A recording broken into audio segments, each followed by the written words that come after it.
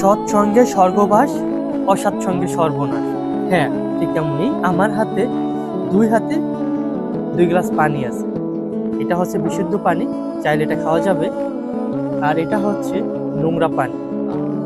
তো যখন এই নোংরা পানিটা জাস্ট এই পানিটার ভিতরে হালকা একটু ঢালবো, এখন কিন্তু আর খাওয়া যাবে না, এটা এখন নষ্ট হয়ে গেছে, তাই না? কিন্তু এখন যদি আবার এই নোংরা পানিটার ভিতরে ভালো পানি ঢালি, তাহলে কিন্তু আস্তে আস্তে কিন্তু ভালো পানিটাও কিন্তু ভালো হয়ে যাবে।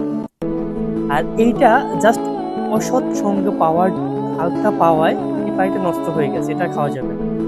তো এখন আমি এই পানিটা ঢেলে দিয়ে এখান থেকে আমি যদি বেশি পানি লাগবে, আমার একটু বেশি পানি পুরাই, আস্তে আস্তে আস্তে আস্তে আস্তে আস্তে এই পানিটা ভালো হয়ে যাবে।